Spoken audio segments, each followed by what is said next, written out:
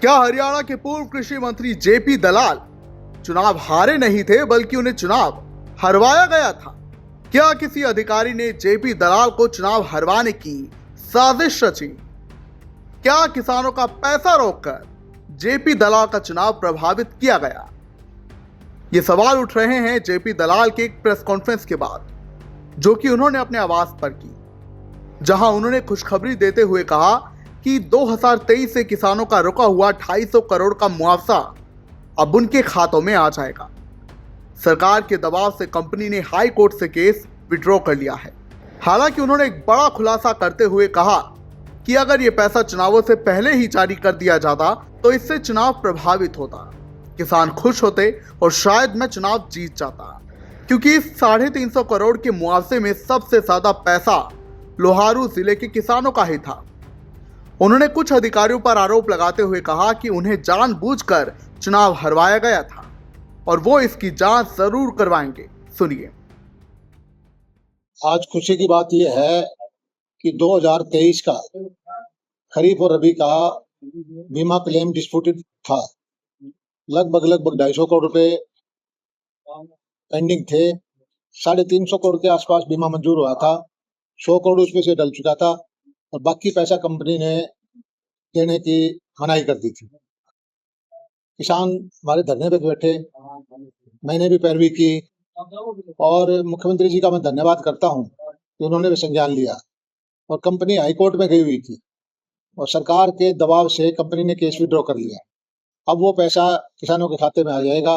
बहुत खुशी की बात है कि इतने दिनों से रुका हुआ पैसा, जो कि चुनाव से पहले आना चाहिए था, और मैं ये समझता हूं कि इसमें किसी न किसी अधिकारी की या किसी और आदमी की गहरी षड्यंत्र है कि उस टाइम 350 करोड़ रुपए आ जाता तो निश्चित तौर पर चुनाव में प्रभावित होता, लेकिन ये पैसा रोक करके मेरे चुनाव को खराब किया गया और मैं चुनाव 700 वोट से हार गया। तो मैं कोशिश करूंगा कि इसकी भी जांच करवाऊंगा कि ये गड़बड़ किसने की। सर, अब किसान कह रहे हैं कि उनके आंदोलन की जीत हुई है। वो कह रहे हैं कि सरकार ने मंत्रियों ने कोशिश की।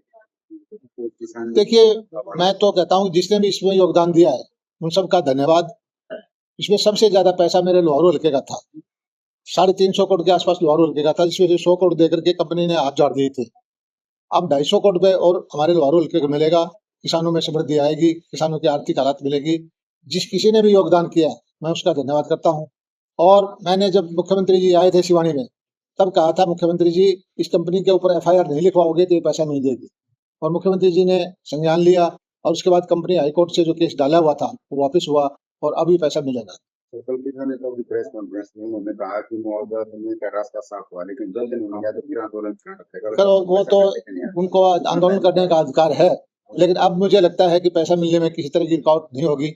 जब कंपनी ने हाईकोर्ट से केस ही विड्रॉ कर लिया, अगर उसकी नीयत में खराबी होती और वो कंपनी को डर लग गया कि उसके खिलाफ पुलिस की कार्रवाई होगी, तब उसने हाईकोर्ट से केस विड्रॉ किया है और मुझे लगता है कि पैसा इस हफ्ते 10 दिन में कंपनी डाल दे।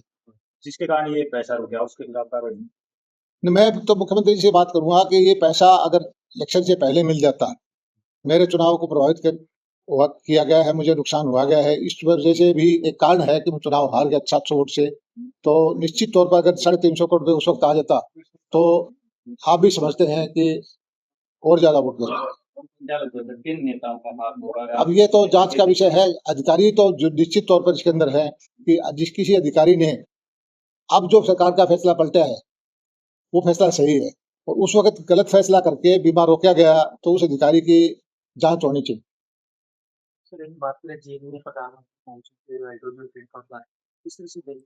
देखिए, ऊर्जा का संकट भारत में खासकर है। 90% के आसपास हम तेल का आयात करते हैं। अब जो वैकल्पिक ऊर्जा है, इलेक्ट्रिकल है, गैस का है या हाइड्रो का है, इसकी तरफ अब जाएंगे तो देश आगे बढ़ेगा। और हाइड्रोजन तो एक ऐसी जो पानी से चलता है, तो बहुत अच्छा कदम उठा रहे हैं। मैं प्रधानमंत्री जी का और हमारे जो भी साइंटिस्ट हैं उनका धन्यवाद करता हूँ।